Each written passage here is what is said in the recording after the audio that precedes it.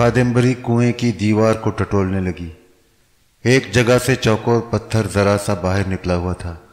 कादम्बरी ने थोड़ी सी कोशिश के बाद पत्थर को बाहर निकाल दिया। उसके सामने दीवार में अब एक चौकोर सुराख नजर आ रहा था। कादम्बरी जल्दी से सुराख में दाखिल हो गई। आगे एक जीना नीचे जमीन में उतरता था। कादम्बरी जीने की सीढ़ियां उतरने लगी। वो उतरती चली गई। सीढ़ियां खत्म होने में ना आती थी। आखिर एक जगह उसे हल्की हल्की नीली रोशनी नजर आई। आहिस्ता आहिस्ता रोशनी फैलने लगी। जब सीढ़ियां खत्म हो गईं तो कादम्बरी ने देखा कि वो खुले गार में है। हल्की नीली रोशनी गार के आगे उसके दहाने में से आ रही थी। यहाँ पहली बार उसे ताज़ा हवा का एहसास हुआ। इस हवा में ज़मीन की हल्की हल्की खुशबू थी। कादम्बरी का चेहरा खुशी से खिल उठा। वो समझ गई कि वो इंसानों की धरती पर पहुंच चुकी है। इस एहसास के साथ ही उसमें एक नई तवानाई आ गई और उसने तेजी से चलना शुरू कर दिया। गार का दहाना साफ साफ नजर आने लगा, जिसमें से नीली रोशनी आ रही थी। ये चांद की रोशनी लग रही थी।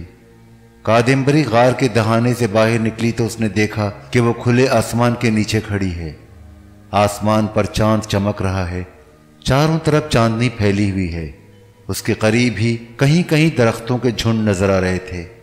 अभी तक उसे कुछ मालूम नहीं था कि जमीन पर आने के बाद किस जगह पर है और कौन सा इलाका है। इतना उसे यकीन था कि वो मुल्क हिंदुस्तान में ही है। उसने करीब जाकर दरख्तों के झुंडों को देखा। उनमें नारियल का दरख्त कोई नहीं था। इसका मतलब था कि वो जुनूबी या वस्ती हिंद में नहीं थी। वो जुनूबी या वस्ती हिंदुस्तान से दूर ही रहना चाहती थी, क्योंकि उसके दुश्मन सरदार शंकर राव मध्य प्रदेश में था, जो वस्ती हिंद में वाक़ था। नारियल के दरख्त हिंदुस्तान के जुनूब में ज़्यादा होते हैं। वो एक तरफ को रवाना हो गई। रात सर्द थी। ये भी इस बात का सबूत था कि वो हिंदुस्तान के शिमाल में है, क्योंकि हिंदुस्तान के मुल्क में सर्दी शिमाल में पड़ती है, जुनूब में नहीं पड़ती। काफ़ी सफ़र तय करने के बाद उसे पहाड़ों का एक सिलसिला नजर आने लगा। चांदनी रात में कुछ पहाड़ों की चोटियों पर चमकती हुई बर्फ भी नजर आ रही थी। कादम्बरी का हौसला बढ़ गया। ये कोहे हिमालय का पहाड़ी सिलसिला था। इसका मतलब था कि वो कैलाश पर्वत के करीब आ गई थी। उसने अपनी रफ्तार तेज कर दी और पहाड़ों के ऊपर से गुजरती हुई बर्फपोश पहाड़ियों के दामन में आ गई। इस इलाके को उसने पहचान लिया था। यहाँ से 10,000 फीट की बुलंदी पर शिमाल की जानिब कैलाश पर्वत था, जहाँ स्वामी गुंधरों की गुफा थी। कादम्बरी को उसी के पास जाना था।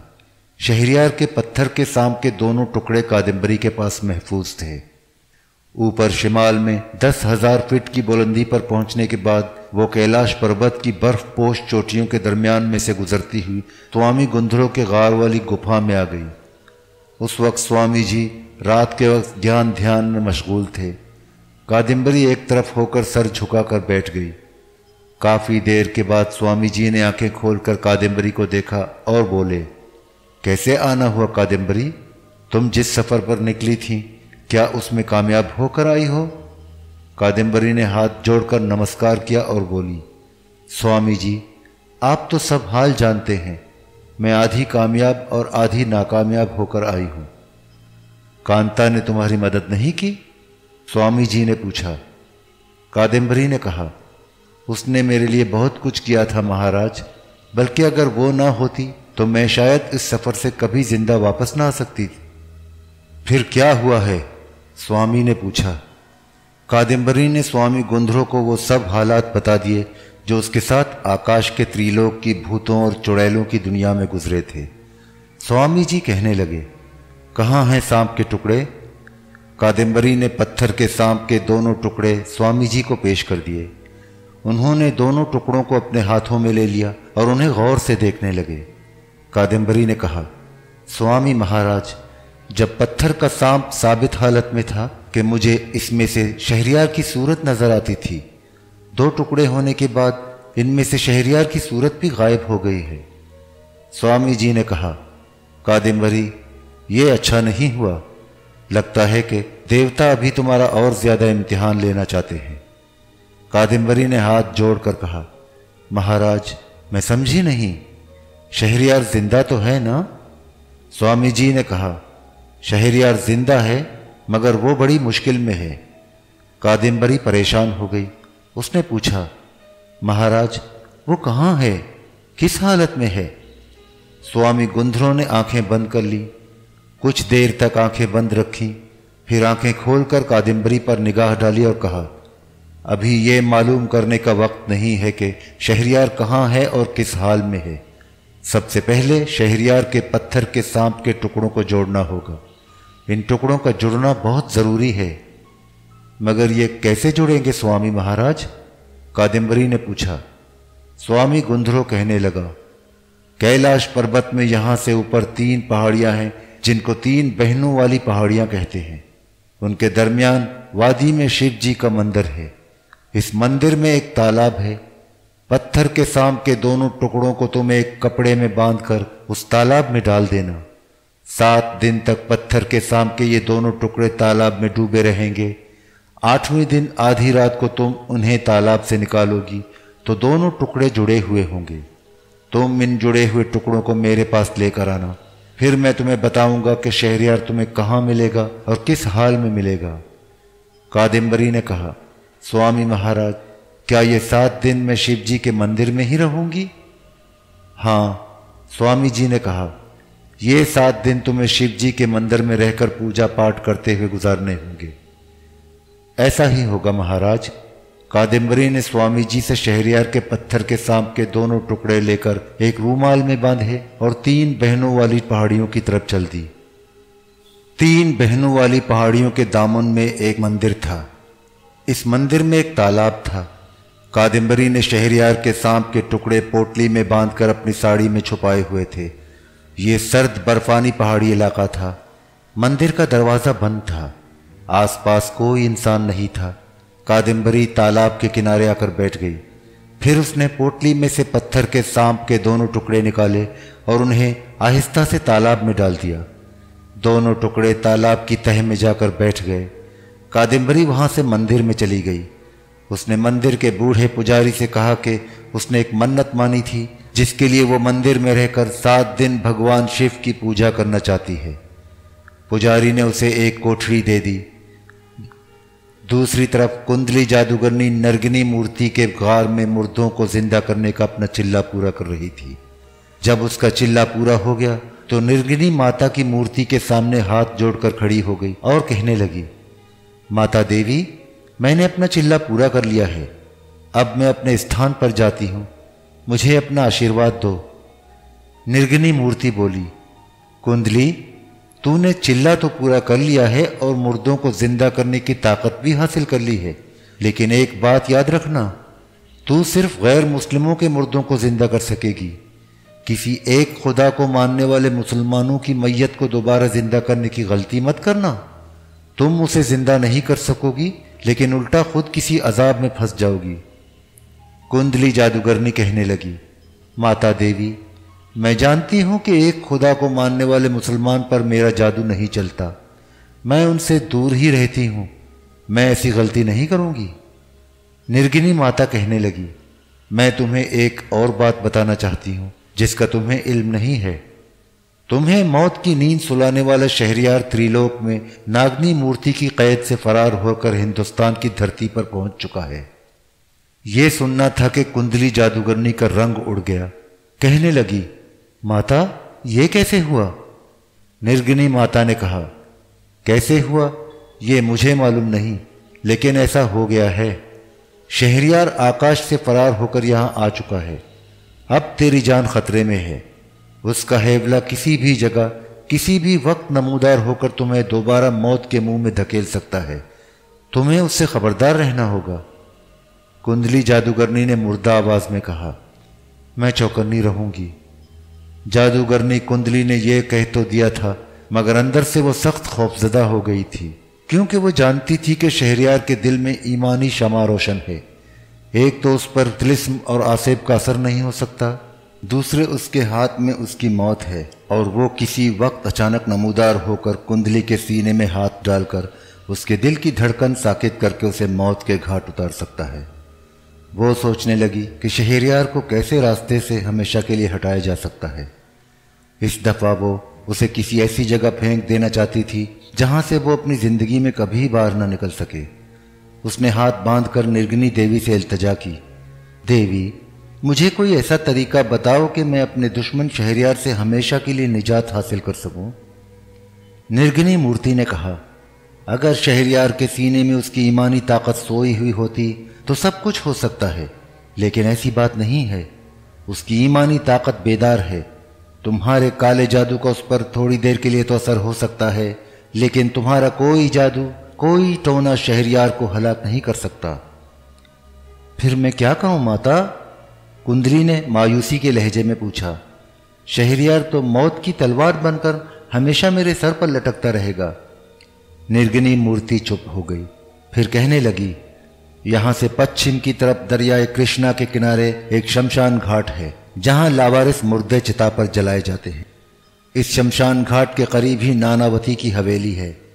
ये हवेली 200 साल पुरानी है और वहां कोई नहीं रहता, और अब वो हवेली खंडर बन गई है। लोग डर के मारे उसके करीब नहीं जाते, क्योंकि उस हवेली में एक डायन रहती है। तुम उस हवेली में जाकर डायन से मिलो और उसे कहो कि तुम्हें निर्गुणी माता ने भेजा है। इस वक्त सिर्फ वही तुम्हारी मदद कर सकती है। कुंडली जादूगरनी ने निर्गुणी माता के चरणों को छुआ और लावारिस मुर्दों के शमशान घाट की तरफ चल पड़ी। शाम हो रही थी जब वो दरियाए कृष्णा के किनारे लावारिस हिंदू मुर्दों के शमशान घाट में पहुंची। शमशान घाट के करीब ही एक छोटे से टीले के दामन में उसे एक पुरानी इमारत दिखाई दी। यही नानावती की हवेली थी। शाम के सुरमई धुंधलके में हवेली का खंडर देखकर ही लगता था कि उसमें बदरूहों का बसेरा है। कुंडली जादूगरनी करीब चली गई। शिकस्ता हवेली बिल्कुल खंडर बन चुकी थी। डेवड़ी का दरवाजा गायब था। डेवड़ी में अंधेरा छाया हुआ था। अगर कोई दूसरी औरत होती तो खौफजदा होकर भाग जाती, मगर कुंडली खुद एक बदरूह थी और जादूगरनी थी। वो डेवड़ी में दाखिल हो गई। डेवड़ी की तारीकी ने उसे अपनी लपेट में ले लिया। डेवड़ी से गुजरकर वो एक छोटे से दालान में आ गई। दालान में जगह जगह टूटी फूटी ईंटों और मलबे के ढेर पड़े थे। सामने की तरफ छोटा सा बरामदा था। बरामदे में शुरू रात का धुंधला अंधेरा छा रहा था। जादूगरनी को बरामदे में एक साया नजर आया जो एक कोठड़ी में से निकलकर दूसरी कोठड़ी में चला गया। जादूगरनी बरामदे में आकर उस कोठड़ी के बंद दरवाजे पर रुक गई जिसमें साया दाखिल हुआ था। उसने जरा ऊंची आवाज में कहा, मुझे निर्गुणी देवी ने तुम्हारे पास भेजा है। मैं कुंडली जादूगरनी हूं। एक लम्हे के लिए सन्नाटा छा गया। फिर एक डरावनी आवाज आई, मैं नानावती हवेली की डायन हूं। मेरा नाम काली डायन है। अंदर आ जाओ। ये आवाज बंद कोठड़ी में से आई थी। इसके साथ ही कोठड़ी का दरवाजा अपने आप खुल गया। जादूगरनी कुंडली कोठड़ी के अंदर चली गई। उसने देखा कि कोठड़ी में छत के साथ एक झूला लटक रहा था। झूले पर एक काली कलौटी चुड़ैल बैठी आहिस्ता आहिस्ता झूला झूल रही थी।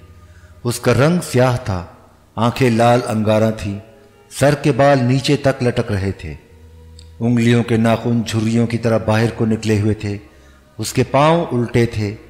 जादूगरनी कुंडली ने हाथ जोड़कर उसे प्रणाम किया तो काली डायन बोली, अगर तुम्हें निर्गुणी माता ने ना भेजा होता तो मैं तुम्हें इसी वक्त खा जाती, मगर अब मैं ऐसा नहीं कर सकती। बताओ तुम क्या चाहती हो? जादूगरनी कुंडली ने मुख्तसर लफ्जों में उसे अपनी बिपता सुना दी। उसकी कहानी सुनकर काली डायन बोली, ये काम बड़ा मुश्किल है, मगर मैं निर्गुणी माता को हुक्म नहीं टाल सकती। तुम्हारे दुश्मन का नाम क्या है? कुंडली जादूगर ने कहा, उसका नाम शहरयार है। काली डायन ने अपनी लाल अंगार आंखें बंद कर ली। उसके मुंह से अजीब डरावनी आवाजें निकलने लगी।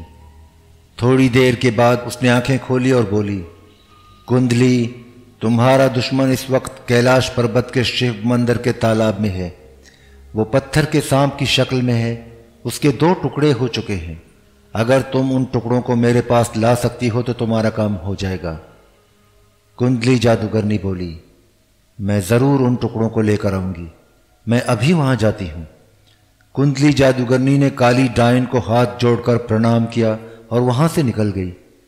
काली डायन हलक से डरावनी आवाजें निकालते हुए आहिस्ता आहिस्ता झूला झूलने लगी। कुंडली जादूगरनी रातों रात कोहे हिमालय के आगोश में कैलाश पर्वत पहुंच गई। 3 बहनों वाली पहाड़ियों के दामन में जो शिव मंदिर था वो कुंडली ने देखा हुआ था। उस वक्त रात का पिछला पहर था और पहाड़ियों में और मंदिर पर अंधेरा छाया हुआ था। कादम्बरी अपनी कोठरी में पूजा पाठ कर रही थी। उसे कुछ खबर नहीं थी कि कुंडली जादूगरनी वहां पहुंच चुकी है। जादूगरनी तालाब के पास आकर खड़ी हो गई। वो अपने जादू की ताकत से तालाब में उतर गई। उसने सांप के दोनों टुकड़ों को बाहर निकाला और उसे अपनी साड़ी के पल्लू में बांधकर नानावती की हवेली की तरफ उड़ गई। हवेली की कोठरी में आकर उसने पत्थर के सांप के दोनों टुकड़े काली डायन के सामने रख दिए।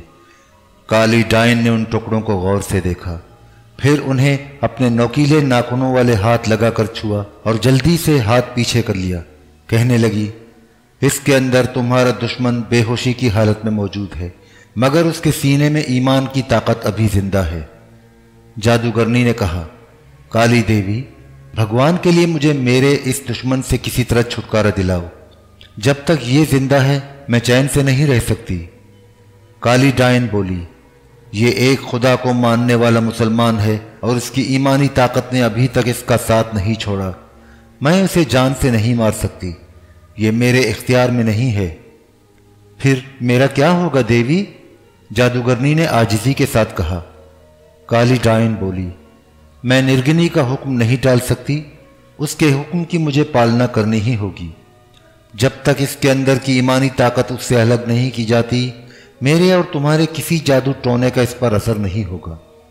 जादूगरनी कुंडली ने परेशान होकर पूछा, देवी, इसकी ईमानी ताकत को कैसे अलग किया जा सकता है? काली डायन ने कहा, यह काम तुम मुझ पर छोड़ दो। शैतान मेरा दोस्त है, वो हर वक्त ईमान की राह पर चलने वालों को गुमराह करने की कोशिश करता रहता है। मैं अपने दोस्त शैतान से मदद लूंगी। तुम यहां से अब चली जाओ, इसको मेरे पास छोड़ दो। 2 दिन के बाद यहां आना। मैं तुम्हारा दुश्मन शहरयार इस हालत में तुम्हारे हवाले कर दूंगी कि उसकी ईमानी ताकत ने उसका साथ छोड़ दिया होगा और वो तुम्हारे कब्जे में होगा। लेकिन एक बात याद रखना, शैतान किसी भी मुसलमान को कुछ देर के लिए जरूर गुमराह कर सकता है, उस पर हमेशा के लिए गलबा नहीं पा सकता। एक मुसलमान खा वो कैसा ही गुनाहगार क्यों ना हो, किसी न किसी वक्त शैतान को शिकस्त देकर सीधी राह पर वापस आ जाता है। इस तरह तुम्हारा दुश्मन शहरयार अगर शैतान के गलबे से निकलकर सीधी राह पर आ गया तो फिर तुम्हारे सारे जादू टोने इस पर बेअसर हो जाएंगे और वो तुम्हें हलाक कर सकेगा। कुंडली जादूगरनी ने कहा, देवी, उस वक्त मैं अपनी जान बचाने का कोई और तरीका सोच लूंगी, लेकिन इस वक्त मैं अपनी जान बचाना चाहती हूं। काली डायन कहने लगी, मैं कोशिश करूंगी कि इस नौजवान पर शैतान का गलबा ज्यादा से ज्यादा देर तक कायम रहे। शैतान के पास आदमी को गुमराह करने के बड़े जरिए हैं। अब तुम जाओ और 2 दिन बाद मेरे पास आना। कुंडली जादूगरनी चली गई। उसके जाने के बाद काली डायन आहिस्ता झूला झुलाती हुई शहरयार के पथरीले सांप के टुकड़ों को गौर से तकती रही। उस डायन को अपनी आसिबी बल्कि शैतानी ताकत की मदद से सांप के अंदर शहरयार साफ नजर आ रहा था। उस वक्त शहरयार एक जंगल में बेहोश पड़ा था। काली डायन ने देखा कि शहरयार एक खूबसूरत नौजवान है। शैतान की मदद से वो उस पर गलबा हासिल कर सकती, लेकिन इसके लिए शैतान से मशवरा करना जरूरी था। उसी वक्त काली डायन ने सांप के टुकड़ों को साथ लिया और गायब होकर शैतान के गार में चली गई। काला जादू, टोना और बदरूहें और चुड़ैलें, ये सारा शैतानी खेल होता है और ये चुड़ैलें शैतान की दोस्त होती हैं। शैतान अपने गार में बैठा था। काली डायन ने जाते ही उसके आगे सर झुका दिया। शैतान ने पूछा, काली डायन, कहो कैसे आई? काली डायन ने उसे सारी बात बता दी। शैतान ने शहरयार के पत्थर के सांप के टुकड़ों को घूर कर देखा और बोला, ये एक खूबसूरत इंसान है और उसकी चढ़ती जवानी है। मैं इसे आसानी से शिकार कर लूंगा, लेकिन इसके लिए तुम्हें भी मेरी मदद करनी होगी। काली डायन कहने लगी, मैं निर्गिनी देवी के हुक्म की पाबंद हूं। मैं इसके लिए कुछ भी कर सकती हूं। मुझे बताओ कि मुझे क्या करना होगा। शैतान के चेहरे पर शैतानी मुस्कुराहट आ गई। कहने लगा, तुम जानती हो कि तुम्हें क्या करना है और तुम क्या कर सकती हो। मुझसे क्यों पूछती हो? इस पर अपना वो खुफिया हथियार इस्तेमाल करो जिसके आगे सिर्फ एक पाकबाज, नेक और ताकतवर किरदार वाला मुसलमान ही साबित कदम रहता है। और मैं देख रहा हूं कि ये नौजवान सच्चा मुसलमान जरूर है। इसके दिल में खुदा का खौफ भी है, लेकिन ये लालची इंसान है। इसी लालच में आकर उसने शंकर राव भुतने की सोने की मूर्ति चुराई थी, जिसके बाद ये इस मुसीबत में फंस गया। इसको सीधी राह से गुमराह किया जा सकता है। काली डायन ने शैतान का शुक्रिया अदा करते हुए उसके आगे सर झुकाया और बोली, मैं सब कुछ समझ गई हूं। मैं इस पर वो खुफिया हथियार इस्तेमाल करूंगी जो हर गुनाहगार और बदकिरदार औरत का सबसे ताकतवर हथियार होता है। अगर तुम मेरे साथ रहे तो मैं इस नौजवान को अपने काबू में कर लूंगी।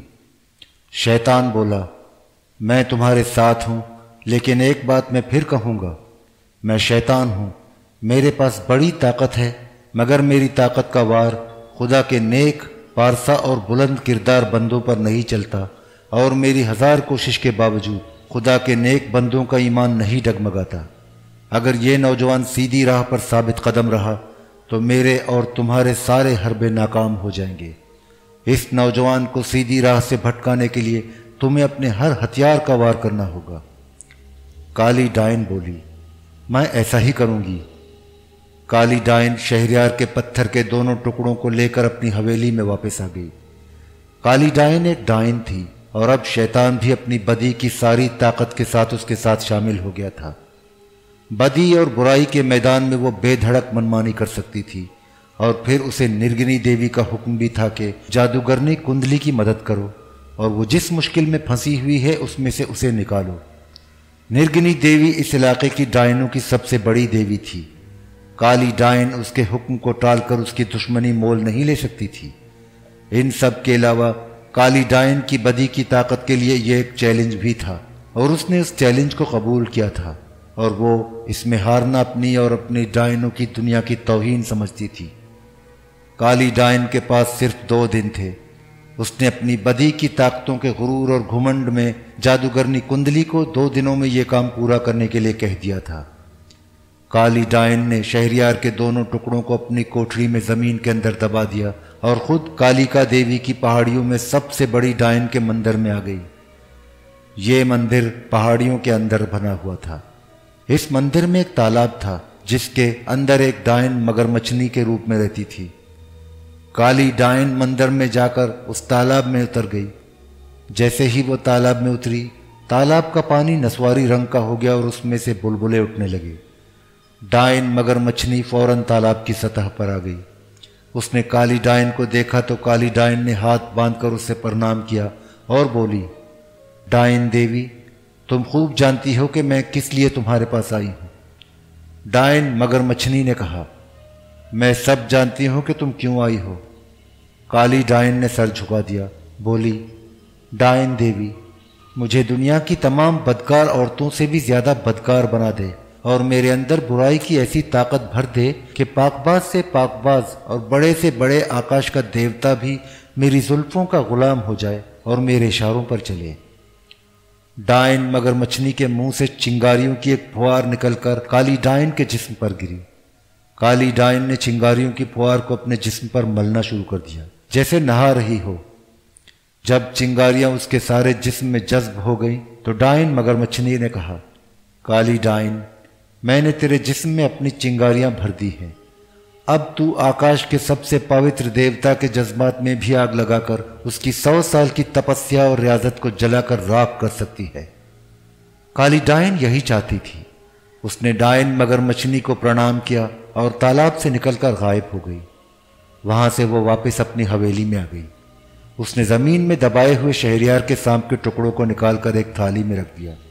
फिर उसने अपने दोनों बाजू फैलाकर हलक से एक ऐसी चीख की आवाज निकाली कि हवेली की दीवारें लरज उठी।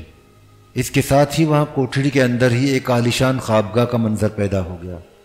ये ख्वाबगाह किसी महारानी की ख्वाबगाह से भी ज्यादा शानदार और शान और शौकत वाली ख्वाबगाह थी। फर्श रेशमी कालीनों से ढका हुआ था। दीवारों पर सुर्ख कमखाब के पर्दे लटक रहे थे। एक बहुत बड़ा तिलाई पलंग बिछा था जिस पर रेशमी तकिए लगे थे। छत के साथ सोने का फानूस लटक रहा था जिसके अंदर सुर्ख याकूत और सब्ज जमरुद इस तरह रोशन थे जैसे उनके अंदर शमएं जल रही हों। काली डायन ने शहरयार के सांप के दोनों टुकड़ों को चांदी की एक मेज पर रख दिया। खुद उसके सामने कुर्सी पर बैठ गई और आंखें बंद करके काले जादू का मंत्र पढ़कर उस पर फूंकने लगी। कुछ ही देर के बाद पत्थर के सांप के दोनों टुकड़ों में से सफेद सफेद धुएं की लहरें निकलने लगी। काली डाइन ने दोनों टुकड़ों को थाली में से उठाकर पलंग पर बिछे हुए रेशमी बिस्तर पर रख दिया और काले जादू के मंत्र पढ़कर फूंकने लगी। एकदम दोनों टुकड़ों में हरकत पैदा हुई और वो एक दूसरे की तरफ खिसकने लगे, फिर एक दूसरे के साथ लगकर जुड़ गए। काली डाइन ने पत्थर के सांप को हिला जुला कर देखा। पत्थर के सांप के दोनों टुकड़े आपस में जुड़ गए थे और वो फिर से पत्थर का पूरा सांप बन गया था। काली डाइन ने सांप के सर को झुक कर देखा।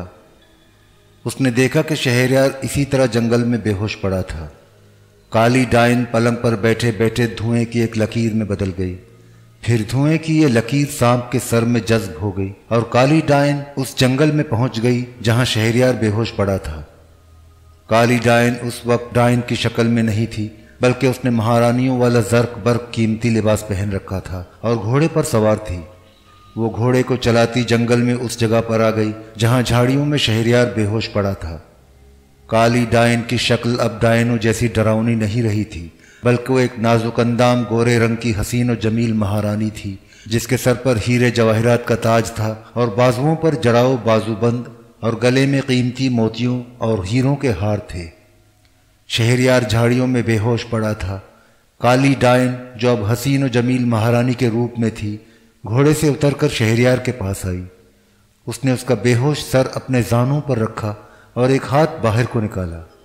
दूसरे ही लम्हे उसके हाथ में एक चांदी का प्याला आ गया जो ताज़ा और मीठे पानी से भरा हुआ था। काली डाइन ने शहरयार के चेहरे पर पानी के 2-3 छींटे मारे तो उसे होश आ गया। उसने आंखें खोलते ही पूछा, मैं कहाँ हूँ?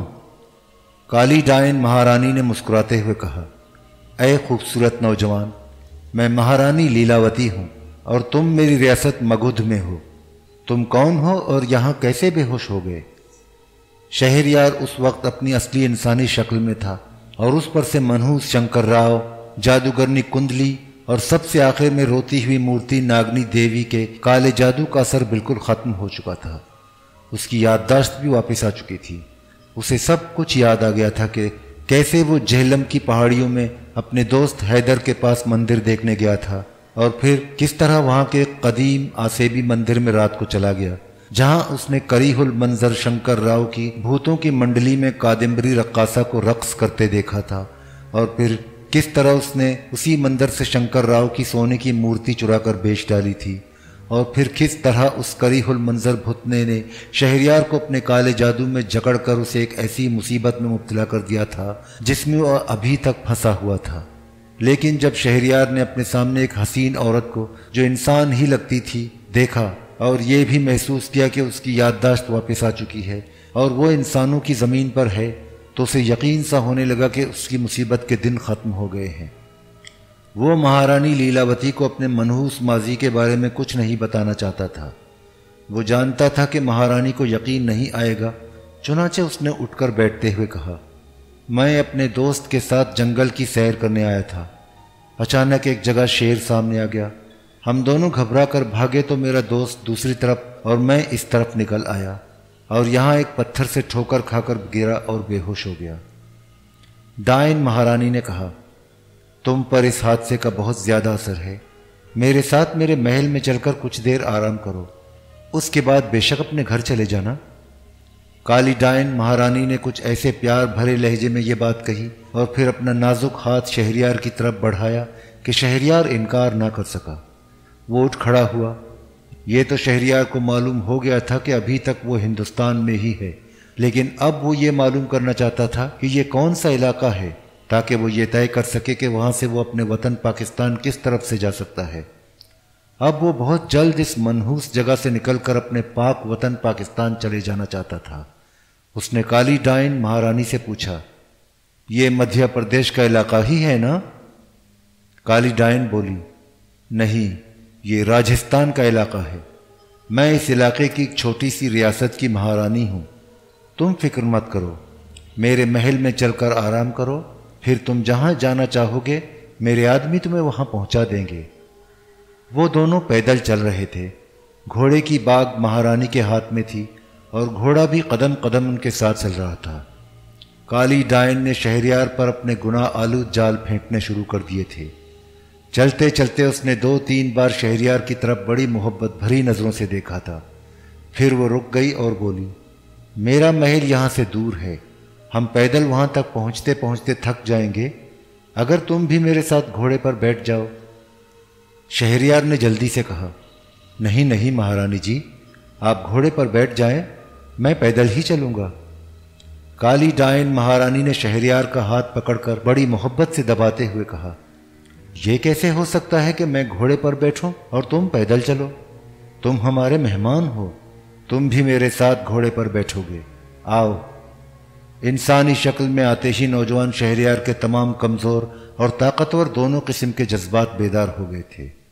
नौजवान और हसीन और नाजुकंदाम महारानी लीलावती को अपने सामने देखने और उससे बातें करने के बाद उसके जज्बात में पहले ही हलचल मच रही थी। जब उस औरत ने अपने साथ घोड़े पर बैठने की दावत दी तो वो महज दिखाने को थोड़ा सा इनकार करने के बाद उसके साथ घोड़े पर बैठ गया। वो महारानी लीलावती के पीछे बैठा था और इस हसीन और नाजुक औरत का जिस्म उसके जिस्म से बार बार छू रहा था।